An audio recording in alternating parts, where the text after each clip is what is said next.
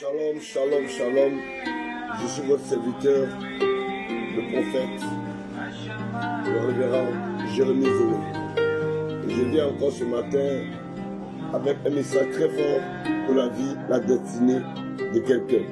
Que cette information te parvienne, pour que cette information te soit communiquée, pour que cette information te soit donnée, il doit voir ta loyauté, il doit voir ta fidélité.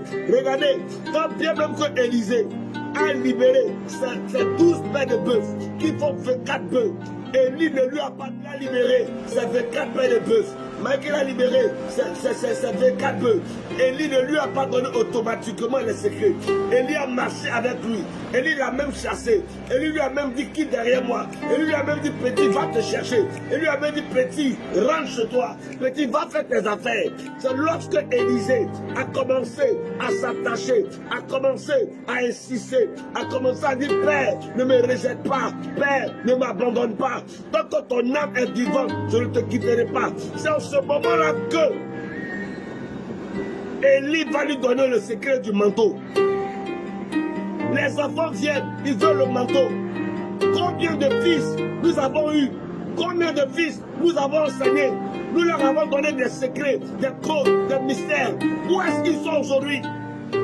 On a programmé leur ministère, on a bâti leur ministère, on s'est investi, on a donné le cœur, on a donné la poitrine, on a donné toutes nos forces. Où est-ce qu'ils sont aujourd'hui? Où est la reconnaissance? On s'est battu pour que cette génération-là puisse s'en sortir. C'est vrai, je suis jeune, tu le vois. Mais pour ceux qui me connaissent, j'ai commencé à prêcher l'évangile à l'âge de 11 ans, 12 ans. Ma première prédication s'est passée dans une église qu'on appelle Midra, à Méagui. Méagui, c'est sur la route de San Pedro Soubré. Je ne suis pas un enfant. Mon ministère a parti des pasteurs. Mon ministère a parti des hommes de Dieu. Il y a des gens qui ont honte aujourd'hui de dire.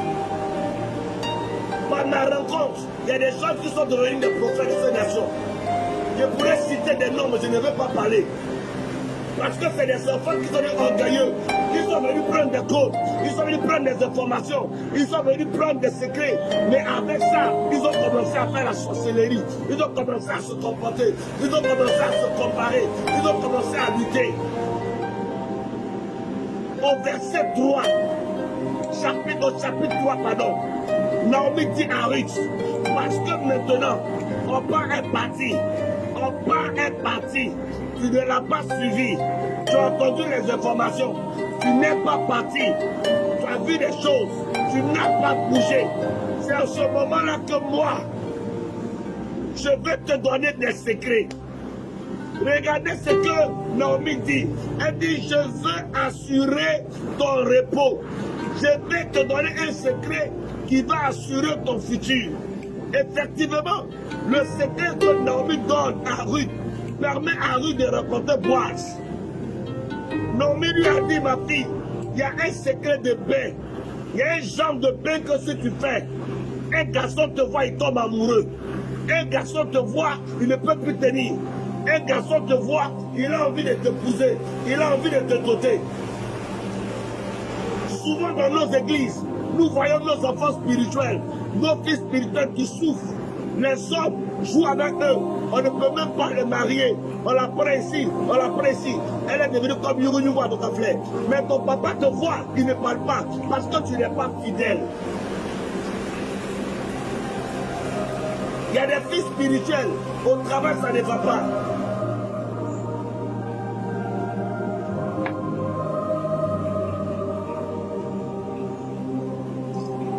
Au travail, ça ne va pas. Tu le regardes. Toi-même, quand tu le regardes, Dieu te révèle comment tu vas l'aider. Dieu te révèle comment tu vas le faire sortir de cette situation. Mais l'enfant là n'est pas humble. L'enfant là n'est pas soumis. Et tu sais que si tu donnes le secret, il va demain monter sur ta tête. Il va demain t'humilier. Il va demain te rabaisser. Voilà pourquoi beaucoup de nos pères sont morts avec des secrets. Voilà pourquoi beaucoup de nos papas sont morts avec des informations. Parce qu'ils n'avaient personne à qui transmettre. Regardez comment Élisée est mort. Élisée, qui avait la double portion de l'onction de Élie. Il devait transmettre cette onction à qui? À Géasi. Géasi devait recevoir la triple onction. Mais le caractère, le comportement, la mentalité de Géasi a fait que Élisée non seulement l'a maudit, mais Élisée est mort avec l'onction dans les eaux. Et c'est un inconnu qui a reçu cette onction après.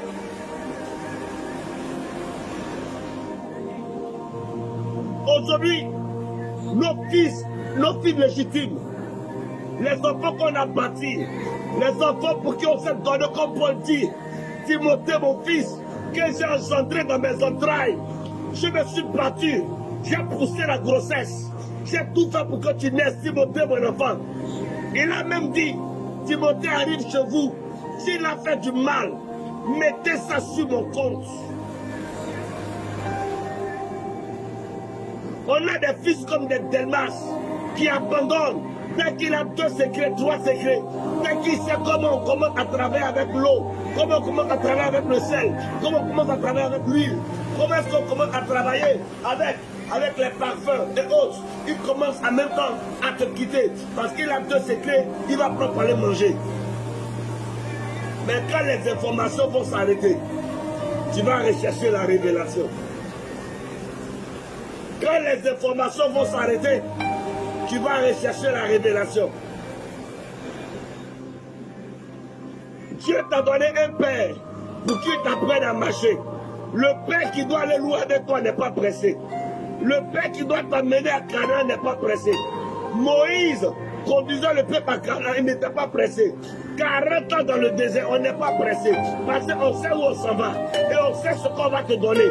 On sait ce qu'on veut te transmettre. On sait ce qu'on veut te communiquer. On sait ce qu'on veut te dire. On sait ce qu'on veut faire avec toi. On sait ce qu'on veut mettre en toi.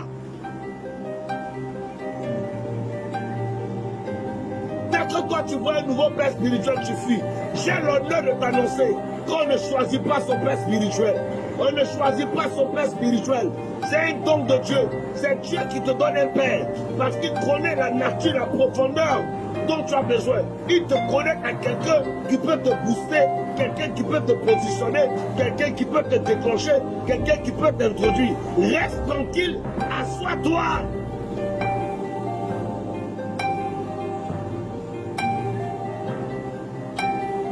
Tu ne peux pas regarder au-dessus de la clôture pour voir comment les enfants du voisin sont. Même si, écoute-moi, des jeunes informations, tu peux peut-être habiter à côté d'une maison de riches. Les enfants du riche vont aller se balader avec tes enfants. Les enfants du riche vont jouer avec tes enfants. Les enfants du riche vont manger avec toi et tes enfants. Mais quand le soir va arriver, chaque enfant va rentrer chez son papa. Ce n'est pas parce que tu es l'ami du riche qu'il va te laisser aller dormir chez eux comme si tu es l'enfant de son papa. Chacun doit connaître son père. Chacun doit connaître en qui il se reconnaît. Nous avons des secrets, des codes. Il y a plein de choses que nos pères à leurs pieds. Mon père, papa, révérend Crédit Léopold, homme de délivrance, homme versé dans les Écritures. Nous avons appris à ses pieds. Depuis que j'ai connu cet homme, la première fois que j'ai mis mes pieds dans une église, c'était dans l'église de papa à Crédit Léopold. Et on ne m'avait pas invité. Dieu m'a révélé, Dieu m'a parlé audiblement en tant que parrain. Et ça a été la première église où j'ai mis mes pieds. Je n'ai jamais quitté la communauté.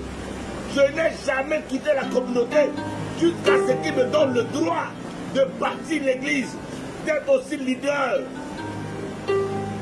Et renseignez-vous, parmi les fils qu'il a bâtis, je fais partie de ceux qui travaillent à leur propre compte, qui sont leurs propres leaders. Je ne travaille pas sous la couverture de quelqu'un. Parce que je ne peux pas quitter mon père. Je ne peux pas laisser mon père et me mettre sous la couverture d'un étranger. Non, je peux avoir un mentor. Mais mon père, c'est mon père. Mon père, c'est mon père. Même s'il est mort, mon nom ne peut pas le remplacer. Donne-moi une minute là. Même s'il est mort, mon nom ne peut pas le remplacer. Naomi va dire à Ruth, ma fille, j'ai regardé ton cœur. J'ai vu ton esprit. J'ai vu que tu as quelque chose en toi. Tu ne m'as pas suivi parce que tu voulais quelque chose. Tu ne m'as pas suivi parce que tu veux te marier. Tu ne m'as pas suivi parce que tu veux voyager. Tu ne m'as pas suivi parce que tu veux enfanter. Tu ne m'as pas suivi parce que tu veux voir la gloire. Tu veux avoir des voitures. Tu m'as suivi parce que tu as cru en moi. Et parce que tu as cru en moi, ma fille, je vais te donner un secret que je n'ai pas donné à Opa. Je vais te donner un secret que je n'ai pas donné à mes autres filles. Un secret qui a fait que dans cette nation, toutes les femmes m'appelaient maman heureuse, maman joyeuse, maman paix du cœur. Le secret là, c'est quoi? Va te laver et pointe-toi. Vous pensez que Ruth ne se lavait pas avant? Ruth se lavait. Mais quand Naomi dit lave-toi, il a lavé puis il a lavé. C'est avec affaire de paix que Naaman était guéri de la lèpre. C'est avec affaire de paix que l'aveugle de Jéricho a vu. Jésus a dit, va te laver au réservoir de Siloé. Donc dans l'affaire de paix là, il y a le secret. Donc, alléluia. Elle dit, va te laver d'abord. Va enlever la souillure sur toi. Va enlever les saletés. Va faire des purifications. Va faire des rituels avec le sel. Va faire des rituels avec l'hysope. Va faire des rituels avec la myrrhe. Va faire des rituels. Va faire des rituels avec du charbon. Va enlever des choses sur toi. Va enlever des choses. Va nettoyer ta destinée. Et puis retiens maintenant. Lorsque Ruth retient, elle dit maintenant ma fille, que tu t'es lavé. Pointe-toi maintenant. Il y a une qualité d'huile qu'elle a mis sur elle. Je ne sais pas si c'était la myrrhe. Je ne sais pas si c'était le cinnamon. Mais quand je regarde, j'ai l'impression qu'on lui a donné le roseau aromatique. Parce que le roseau aromatique est une huile qu'on appelle l'huile déclencheur. Le roseau aromatique est mélangeable avec tous les huiles. C'est un déclencheur, un catalyseur qui donne la force et la puissance à toutes les autres huiles. Alors, elle, qu'est-ce qu'elle a fait? Elle a donné le code à Ruth. Et Ruth s'est lavée. Lorsque Ruth s'est lavée, lorsque Ruth s'est parfumée, la Bible déclare que ce même soir, elle s'est couchée. Elle dit non, ne te couche pas à côté de lui, ne te couche pas en haut de lui, ne te couche pas derrière lui, couche-toi à ses pieds. Couche-toi à ses pieds, symbole d'humilité, symbole d'apprentissage, symbole de petitesse, symbole de vouloir grandir.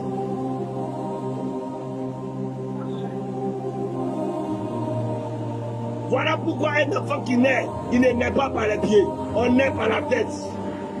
Les pieds sont les derniers organes qui sortent. Et la Bible déclare que le vrai fils, ses pieds ne quittent jamais la maison de son papa. Ses pieds ne quittent jamais la maison de son père. Naomi a assuré la venue de Ruth à partir de ce mystère. Je veux parler aux serviteurs de Dieu. Cherche-toi un père de cette nation. Attache-toi à lui. Reste calme. Ne coupe pas après la côte. Je connais un prophète à Yopougon qui est devenu aveugle parce qu'on a mis tellement d'huile dans ses yeux. On a lavé son visage, on a lavé ses yeux, on a lavé sa bouche. Écoute, on ne force pas les dons spirituels. On ne force pas les dons spirituels. Quand tu as le don, tu as le don. Le feu, c'est le feu. Quand tu as la chose, tu as la chose. Tu ne peux pas avoir la grâce et ne pas savoir que tu as la grâce. Quand tu as la grâce et on te regarde, on sait que tu as la grâce. Il y a des choses qu'on ne force pas. Tu n'as pas besoin de forcer pour avoir voiture. Tu n'as pas besoin de forcer pour avoir maison. Non, ça vient naturellement. La Bible dit d'abord cherche le royaume. Quand tu as le royaume là, ça vient naturellement. Les autres choses viennent naturellement. On peut être un bon serviteur de Dieu sans avoir costume, sans avoir voiture, sans avoir belle maison. Il faut chercher Dieu. Cherche Dieu dans la prière. Cherche Dieu dans le jeûne.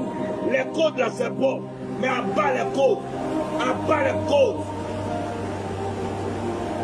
À cause de cause, tu ne lis plus ta Bible. Il te promet sur Facebook pour écouter les messages que nous prêchons. J'ai décidé de ne plus donner mes informations, de ne plus donner mes secrets sur Facebook. Parce qu'il y a trop de personnes. On a parlé sur le langage de l'eau, le langage du sel, le langage de la forêt. Il y a des enfants compris. Ils sont allés prêcher. Ils ont mangé des millions. Sans jamais nous envoyer la dîme. On a prêché sur le mystère de l'horloge prophétique. Ils sont partis, ils ont prêché ça, jamais ils sont revenus. On a prêché sur le mystère de la famine. Comment faire pour que la famine sorte de ta maison à partir des assiettes? Ils sont allés prêcher, ils ont pris l'argent, ils nous ont laissés. Écoutez, on n'est pas devenu pasteur parce qu'on a échoué à l'école. Ma vocation, je voulais être juge. Mon père, je suis sur les réseaux sociaux, je parle. Mon père a été directeur de banque BCC à Soubré, Saint-Pedro et Yamoussoukro. Donc, j'avais les moyens pour réussir. En tant que premier fils, incluant ma mère, il y avait les moyens pour réussir. J'ai des amis ici sur les réseaux sociaux qui savent. Je faisais partie des meilleurs élèves de ma classe. J'ai été poussé, mais j'ai laissé ces choses qui étaient pour moi comme une gloire, pour venir servir l'Éternel. Ce n'est pas pour escroquer les gens, ce n'est pas pour prendre leur argent, c'est pour leur donner des secrets de vérité qui peuvent les faire monter. Les gens ont besoin d'être sauvés, les gens ont besoin de Jésus, les gens ont besoin du véritable, les gens ont besoin de voir des miracles, les gens ont besoin de voir la gloire de Dieu. Ils n'ont pas besoin de voir du théâtre, du estimateur, du politique, du voyouisme. Aujourd'hui là, même quand Dieu guérit quelqu'un, on a encore peur. Même quand Dieu donne une révélation authentique, on doute encore. Parce que des gens ont fabriqué des révélations, des gens ont fabriqué des miracles, des gens ont diminué et dilué la puissance de Dieu. Je suis venu dire à quelqu'un, Jésus est encore puissant, Jésus est encore capable, Jésus est encore véritable, Jésus est encore glorieux. Il y a encore une puissance dans le nom de Jésus. Il y a encore une puissance dans le nom de Jésus. J'ai vu Jésus au travers des croisades. Je l'ai vu guérir des malades. J'ai vu des aveugles. Écoutez, ici à Abidjan, la première chose qui a fait que j'ai pu me planter à Abidjan, une qui a fait, Dieu lui a ouvert les yeux. J'ai vu des paralytiques marcher. Dans mon ministère, j'ai vu 3 fois cadavres se relever. Dieu ressuscité des cadavres. J'ai vu 3 fois. J'ai vu paralytiques se lever. Ceux qui me connaissent, ceux qui savent comment nous travaillons, ils savent. Mon ministère est un ministère de plein air, pas de salle. Je me suis assis aujourd'hui dans la salle pour travailler parce que je veux faire asseoir mes enfants. Je veux partir mes enfants. Ça a été l'erreur que mon grand-père a fait et que mon père a fait, que je ne veux pas faire. Ils n'ont pas fait asseoir les enfants. Ils ne nous ont pas fait asseoir. Ils nous ont enseigné des choses et ils sont partis. Ils sont morts dans la fleur de l'âge. Je veux faire asseoir mes enfants. Voilà, quand je suis en train de parler, si tu entends ma voix, connecte-toi à cette onction. Il y a des vérités dans la Bible que pour les avoir, il faut attendre, il faut être humble. Toutes les vérités ont leur temps. Ne sois pas pressé. Que le Seigneur te bénisse. Que la grâce soit avec toi. Tout à l'heure, vous aurez la vidéo en total parce que je l'ai prêché en 2 formes. Que Dieu vous bénisse. Shalom.